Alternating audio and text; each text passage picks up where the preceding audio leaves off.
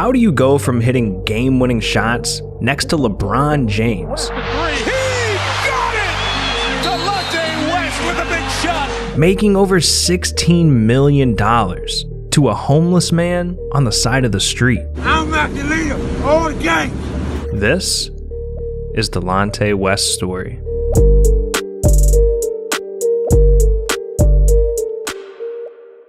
Delonte had one of the toughest childhoods in the NBA. He grew up in poverty, parents divorced, and kids would constantly bully him for having red hair, making him feel like an outcast. And for years, he struggled to fit in. The only thing Delonte had was basketball. That's what gave him his ego, his identity.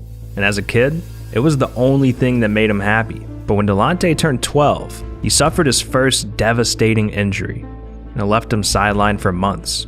This was the first time he wasn't able to drown out his thoughts with basketball, and he spiraled into a deep depression. His mom saw he was struggling and decided it'd be best for him to live with his dad for a bit, but this only made things worse. His dad couldn't care less about what he was going through, and his new school was full of kids that were bad influences, opening the door for him to start experimenting with prescription drugs and alcohol. It wouldn't be until his leg injury healed that Delonte could feel somewhat normal again, back to distracting his mind with basketball. And by the time he got to high school, he ended up turning into a star athlete, averaging over 20 points a game. It was obvious this kid had all the talent to make it to the NBA. Then in college, he took things to another level. During his junior year, Delonte and Jameer Nelson, a future NBA player as well, were known as the best backcourt in basketball, and they torched through the regular season. Delonte was averaging 19 points a game, and the two stars led the St. Joseph Hawks to a 30-2 record. This officially put Delonte West's name on the map. With the 24th pick in the 2004 draft, it became official. The Boston Celtics selected Delonte West, and he accomplished his childhood dream. But as quick as things went up for Delonte, they began crumbling down. Injuries derailed his first few years in the NBA, and it wouldn't be until a trade in 2008 that the world would really get to know him, for good and bad. Delonte was traded to the Cleveland Cavaliers, giving him the opportunity of a lifetime, playing with LeBron James as the Cavs' starting point guard. This was the moment he was waiting for. But his years with the Cavs would also be filled with controversy. It started with him lashing out at teammates during the preseason, which made the Cavs force Delonte to take a break and talk with a doctor. And he ended up being diagnosed with bipolar disorder. This meant Delonte would have extreme emotional highs and lows. So he started taking medication, talking to professionals, and learning to live with this. But that was just the beginning of his troubles. Behind the scenes, Delonte had a secret life that no one knew about. In September 2009, he was arrested while riding through DC on his motorcycle. He was pulled over and had 3 different guns on him. And with that, Delonte's name was in headlines everywhere, and people started questioning what was going on in his life. He ended up getting a slap on the wrist, sentenced to 8 months of house arrest, 2 months of probation, and 40 hours of community service. Then the following season, Delonte was involved in a controversy that not only left a stain on his legacy, but also LeBron's. The Cavs went into the 2009-2010 playoffs with the best record in the NBA. And LeBron was on a mission to get his first ring. But after going up 2-1 in the semifinals against the Celtics, the Cavs lost 3 straight games and were knocked out. LeBron went from an MVP player to disengaged. And sports shows immediately jumped on the story of LeBron's meltdown, trying to figure out what happened. And they uncovered something no one saw coming. Delonte West was sleeping with LeBron's mom, allegedly. Rumor has it, LeBron found out that Delonte was hooking up with his mom during the Boston playoff series, and it completely threw him off his game. And just like that, the two players became the biggest sports topic in the world. Then, to make matters worse, the Cavs decided to trade Delonte away to the Timberwolves, and they waived him immediately.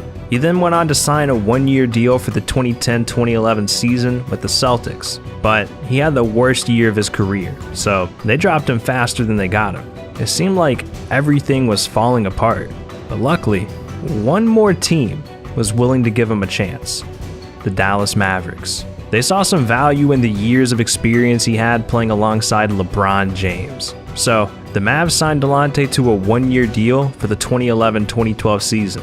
But this season was one of the most controversial in NBA history, and it put Delonte in a position he hadn't been in since his middle school days.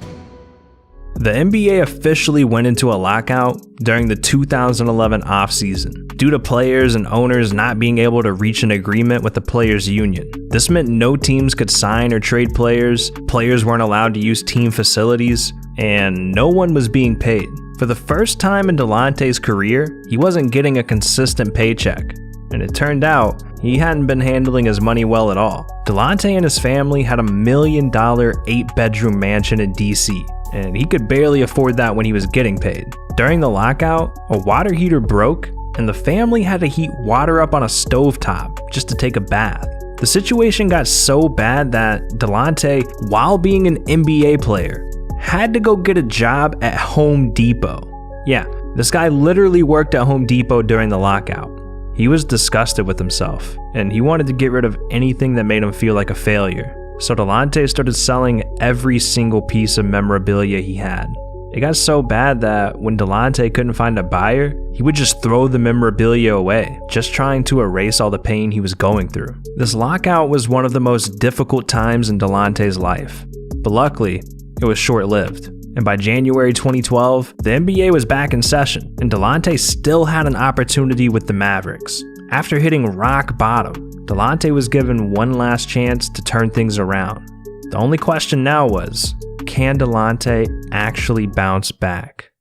Even with everything going on personally, Delonte proved he could still be a solid role player in the NBA, bringing his numbers back up to nearly 10 points a game throughout the 2011-2012 season. But Delonte was still struggling personally. His criminal record kept him from getting a place in Dallas, so he was forced to sleep in his car and even the Dallas locker room. Luckily, he was working for a guy who seems to genuinely care about his people, Mark Cuban. And as soon as Mark heard about Delonte's situation, he went and got him a place approved. Delonte seemed like he had a great setup here in Dallas, but still, he couldn't stay out of his own way. Going into the 2012-2013 season, Delonte signed another one-year contract with the Mavs, and he was playing hard during the preseason games. A little too hard. He started snapping at not just officials, but his teammates. And this all hit a boiling point on October 15th. After a preseason loss, Delonte went ballistic on his teammates in the locker room. And the Mavs had enough, so they suspended Delonte for conduct detrimental to the team as a warning shot. But just 10 days later, Delonte blew up on his teammates again after another preseason loss. So the Mavs hit Delonte with another suspension. And just a few days later, he was waived from the team, officially marking the end of his NBA career. At the time, Delonte was renting an apartment with a balcony that overlooked the Mavericks arena. And Delonte sat up on that balcony for days, watching fans pile into the arena, crying his eyes out, thinking about what could have been. But he had to move on.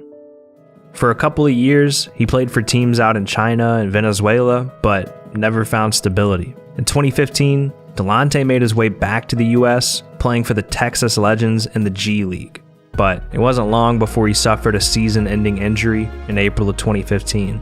This marked the end of Delonte's basketball days, and opened the door for the darkest chapter of his life yet. Delonte West completely disappeared. No one was talking about him, no one had any idea what he was up to, until these pictures went viral in 2016. A fan ran into Delonte at a gas station and recognized him, so he wanted a picture, but what he got was a weird experience. The fan posted these pictures with the caption, "Bro had a hospital robe on like he escaped from the psych ward or something." I asked what happened, and he said life. Damn. It's clear just looking at these pictures that he wasn't on planet Earth. Nowhere close. I wouldn't call him homeless here though. It looked like he was going through a lot, and it was taking a toll on him for sure, but homeless? Not yet. After these pictures went viral, we wouldn't hear the name Delonte West for years. No one knows what he was doing. All we know is that the next time we saw him, he was in a graphic viral video being attacked in the middle of a highway. This started going viral in early 2020, and there is a part 2 of the aftermath showing Delonte West shirtless, handcuffed, and in a rage. I'm the leader of the motherfucking goddamn Navy SEALs and the Army and the Navy. I'm what President Trump. I'm the real president. I'm like the leader of all the gangs. What happened? At this point, it was more than clear. Delonte West needs help immediately. And as these videos went viral, Delonte's former college teammate Jameer Nelson posted this message online, begging for Delonte to get help and spreading awareness on how serious mental health really is. But nothing really came of this, and it wasn't long until he once again disappeared for months. The next time we saw Delonte was September 2020, and it was clear that he was at rock bottom. What does a homeless NBA player look like? Well, a heartbreaking picture started going viral, showing Delonte on the streets of Dallas with a cardboard sign, begging for money. This time, when Delonte went viral, things felt different. This picture took the internet by storm, and the NBA world started rallying together to try to get Delonte some help. Anyone and everyone that ever met Delonte was posting online, begging for someone to get him help or offering it. Even LeBron wanted to fly Delonte out to LA and offered to spend whatever money it took to get him back on his feet. But no one could find him. Every minute was important. It felt like it was a matter of time before things hit a point of no return. Thankfully, there was one more person trying to hunt Delonte down: Mark Cuban. Mark saw these pictures and videos go viral throughout 2020 as well. And as soon as he saw Delonte was in Dallas, he started making every call he could to try and find him. A few days went by, and Mark was able to get a hold of Delonte. They agreed to meet at a gas station in Dallas where Mark picked him up. Not long after, Mark confirmed with reporters that he did pick him up, saying, "I could just confirm that I found him and helped him. The rest is up to Delonte and his family to tell." And we didn't hear anything about Delonte for another month or so. Then, out of nowhere, Mark shared a couple of pictures and an update, saying, "Ladies and gentlemen, I present to you Delonte West. A long way to go, but he's taken the first steps and shared these with all of us as a thank you for the love and support." For the first time in years, Delonte looks alive and happy. And now it's being reported that Delonte has a job working for the same rehab center that he attended. From NBA player to homeless, this might be Delonte's last opportunity to save himself. Mental illness is hell. It's an internal battle that you have to live with forever. So if there's anything you take away from Delonte's story or this video, it's that it's okay to ask for help. In fact, Delonte getting in that car with Mark Cuban and accepting the help he needs, that's the strongest thing he's ever done.